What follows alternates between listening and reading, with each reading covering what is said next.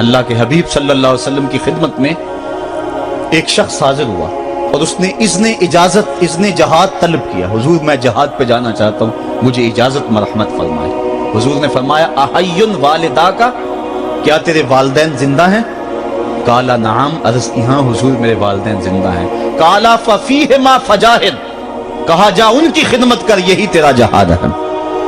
ماں باپ کو بلکتا ہوا چھوڑ جائے اور آپ جہاد پہ چلا جائے, ماں فالج میں گری ہوئی ہے اور بیٹا تبلیغی گشت پہ چلا جائے, باپ تڑپ رہا ہے اور بیٹا پیر کی چوکھٹ پہ جھاڑو دیتا پھرے, اللہ راضی نہیں ہوگا. میں سچ کہتا ہوں, اپنے بھی خفا مجھ سے ہیں, بیگانے بھی ناخوش, کہ میں زہر حلاحل کو کبھی کہہ نہ سکا کند. بات وہی کہتا ہوں, سمجھتا ہوں جسے حق. نئے ابلۂ مسجد ہوں, نئے تہذیب کا فرزند. محمد عربی صلی اللہ علیہ وسلم سے بڑا پیر کون ہو سکتا ہے؟ لیکن حضرت وہ ویسے کرنی نہیں آ رہے. آقا کریم اپنے بٹن کھولتے ہیں اور کرن کی طرف, یمن کی طرف رخ کر کے لمبی سانسیں لیتے ہیں اور کہا میں رحمان کی خوشبو پا رہا ہوں. ایک دن صحابہ نے پوچھا, بندہ نواز جس کے لیے تڑپتے ہو, جس کی ٹھنڈی ہوائیں آپ کو آ رہی ہیں, وہ آپ کا بڑا پیار کرنے والا ہے؟ کہا ہاں میرے سے بڑی محبت کرتا ہے. تو کہا پھر اتنی محبت کرتا ہے تو یمن تو دور نہیں ہے, بلال حبش سے آ گیا, سلمان فارس سے آ گیا, سہیب روم سے آ گیا, اور وہ یہاں یمن سے نہیں آ سکا. فرمایا اس کی بوڑھی اور نابینا ماں ہے جس کی خدمت اس کو نہیں آنے دیتی. اللہ اکبر.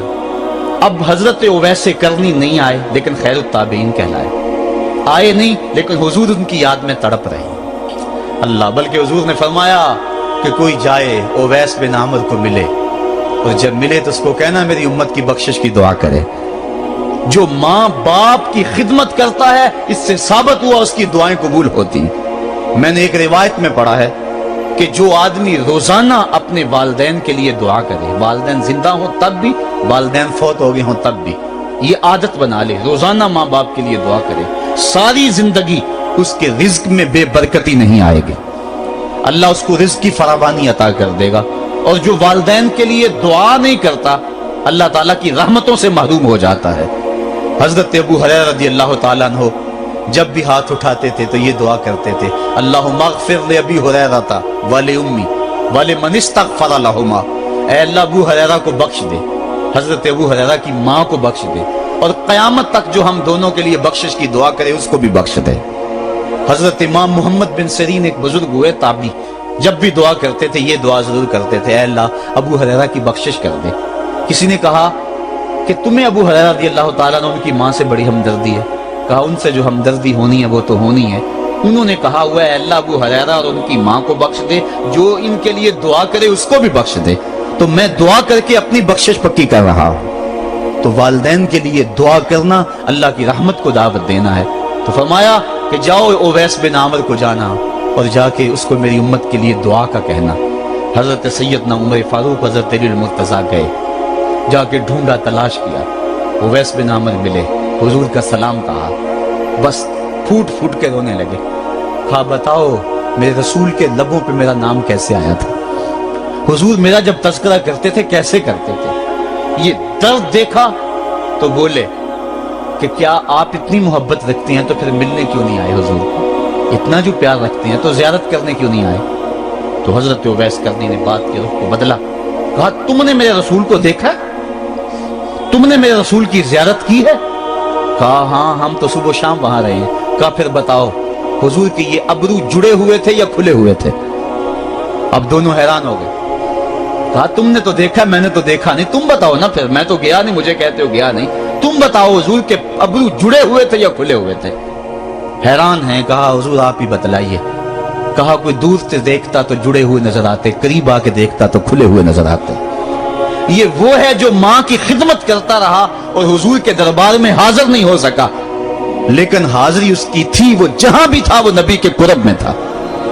تو اس لیے ماں باپ کی خدمت اتنا بڑا وظیفہ ہے. حضرت بایزید بستامی کہتے ہیں میں نے حق معاف کروا لی اپنی ماں سے, کہ ماں تیرے حق ادا کروں یا اللہ کے حق ادا کروں؟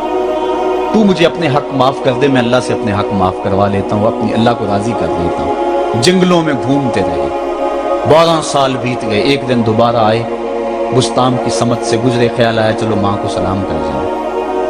तहज्जुद का वक्त था, रात का वक्त था, दरवाजे पे खड़े रह गए कि मेरी माँ सोई होगी, मैंने कभी कोई खिदमत नहीं की माँ की, तो अब उठा के तकलीफ क्यों दूं। सारी रात खड़े रहे। जब तहज्जुद का माँ वक्त गुजरा तो नाली से पानी आया, समझ गए कि मेरी माँ तहज्जुद के लिए उठी है। दरवाजे के करीब हो गए, माँ ने हाथ उठा लिया, कहा अल्लाह मेरा बेटा बा यजीद तेरी तलब में निकला हुआ है, मैंने उसे अपने हक माफ कर दिए, तू उसको अपना विसाल अता कर दे।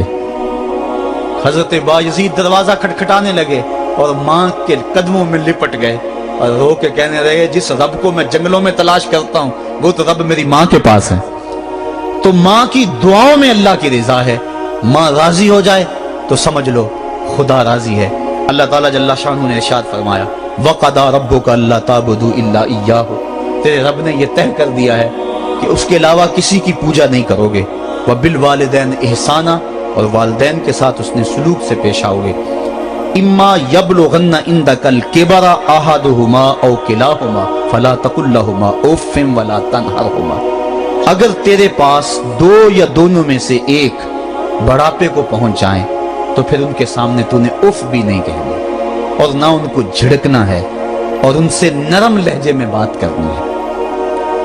जब माँ बाप जवान हो, बच्चों की जरूरियात पूरी कर रहे हैं, उनके तालीमी अखराजात और उनके मुआशी सारे मामलात दुरुस्त कर रहे हो, तो उस वक्त तो वालिदैन की बच्चे ताज़ीम करते ही हैं। इम्तिहान उस वक्त शुरू होता है जब माँ बाप बूढ़े हो जाते हैं और चलने फिरने की सख्त भी नहीं रहती, सिर्फ सांस की एक डोरी लटकी रहती है।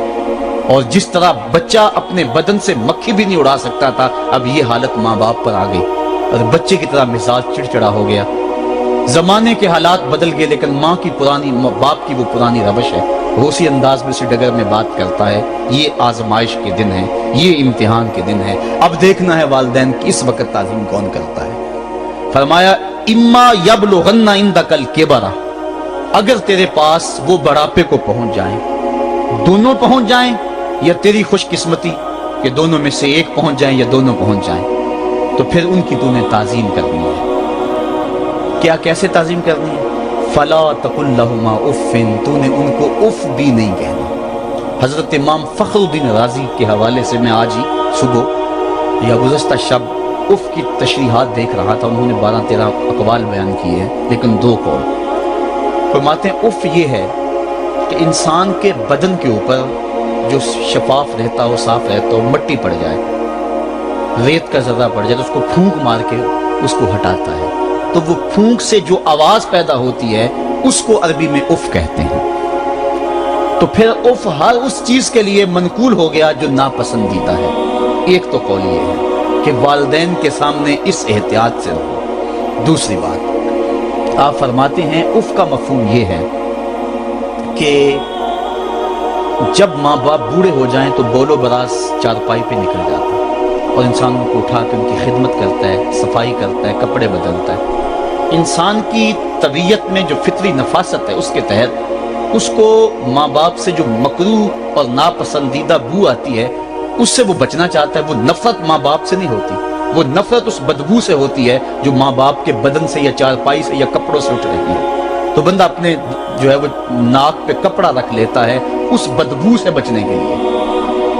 तो उफ के मफहूम को बयान करते हुए हजरत इमाम राजी कहते हैं कि इंसान को इस बात से भी रोका गया है कि तू अपने नाक पे कपड़ा रख के अगर उनको सफाई कर रहा होगा तो माँ बाप के नाजुक दिल पे कहीं ये बोझ ना आ जाए कि मेरा बेटा मुझसे नफरत कर रहा है।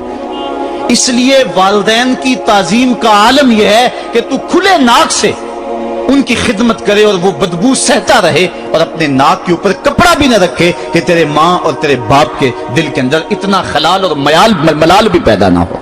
ये है उफ का जुमरा। हजरत इमाम हसन रदी अल्लाह ताला अन्हु ने सारी जिंदगी अपनी वालिदा हजरत फातिमा ज़हरा के साथ बैठ के खाना नहीं खाया था। एक दिन हजरत सैयदा फातिमा ने फरमाया कि बेटा मेरा जी चाहता है कि मेरे साथ तुम बैठ के खाना खाओ, लेकिन तुमने कभी भी मेरे साथ बैठ के खाना नहीं खाया, क्या वजह है इसकी? हजरत इमाम हसन फरमाने लगे, अर्ज करने लगे, अम्मी मैं इस डर से आपके पास बैठ के खाना नहीं खाता कि कहीं किसी लुकमे की तरफ आपकी नजर बढ़ जाए और मैं अदमे आगही की वजह से अपने हाथ को उस लुकमे के पे डाल लूं और ना जान सकूं कि इस लुकमे को उठाने का इरादा मेरी माँ के दिल में पैदा हो चुका है और मैं अल्लाह की रहमतों से महरूम हो जाऊं, इस डर से मैं आपके साथ बैठ के खाना नहीं खाया करूंगा। यानी माँ बाप की ताजीम का आलम यह है, उफ तक ना कहो। हजरत सईद इब्न मुसय्यब रज़ी अल्लाह ताला अन्हु जलीलुल कदर ताबी हैं, वो फरमाते हैं कि वालिदैन के सामने बेटे की हालत क्या होनी चाहिए। तो फरमाते हैं जिस तरह भागा हुआ गुलाम पकड़ा जाए और उसको पकड़ के जो है वो आका के सामने पेश कर दिया जाए, तो उस भागे हुए गुलाम को पकड़ के जब आका के सामने पेश कर दिया जाए तो जो हालत उस गुलाम की होती है, बेटे की हालत ये माँ बाप के सामने होनी चाहिए। अब उन बेटों को सोचना चाहिए जो अपने माँ बाप को दकियानुसी का ताना देते हैं और समझते हैं ये ओल्ड फैशन है, इन्हें क्या पता जमाना कहां चला गया है, और उनके फैसलों को मुस्तरद करते हैं। उलमा ने इस बात को तफसील के साथ बयान किया है कि शरीयत के जो कतई ज़ाब्ते हैं, उन ज़ाब्तों और उन कवानीन को और उन मामलात में तो वालिदैन की फर्माबरदारी नहीं होगी, अल्लाह की अगर मासियत होती हो, लेकिन जो मामले शक वाले हैं वहां माँ बाप के कौल को तरजीह दी जाए। तो फरमाया उनके सामने उफ भी नहीं कहनी, वकुल लहुमा कौलन करीमा, और उनसे नरम लहजे में बात करनी है। वख्फिद लहुमा जनाह ज़ुल्ल मिनर रहमा, और उनसे बात और उनके लिए अपने बाजू बिछा लेने हैं नरम दिली की वजह से, नरमी की वजह से। जब जानवर जमीन की तरफ रुख करता है, ऊपर से नीचे की तरफ आता है, तो अपने परों को सकेड़ लेता है, तो उसके लिए ये लफ्ज बोले जाते हैं वख्फिज लहुमा जनाह। तो अल्लाह ताला फरमाया जिस तरह वो जानवर इज्जत से अपने बाजू सकेड़ लेता है और फैलाता नहीं है, वालिदैन के सामने तेरी अकड़, तेरा उहदा, तेरा मनसब, तेरी शाने, तू बड़ा ऊंचा है, लोग तुझे सलूट करते हैं, तेरे हाथ चूमते हैं, तुझे सलाम करते हैं, ऊंची कुर्सियों पे तू बैठता है, लेकिन वो सब वहां छोड़ दे और माँ के कदमों में आजिज बन के बैठ जा, बाप के कदमों में आजिज बन के बैठ जा। वहां अपनी उस किसी चीज का लिहाज रख, परिंदा ऊपर को उड़े तो पर खोले, लेकिन जब नीचे आए तो परों को समेट ले। तेरा ओहदा, तेरा मनसब बाहर रहे, जब माँ बाप के पास आए उस वक्त तो मुअद्दब गुलाम की सूरत में अपने वालिदैन के सामने खड़ा।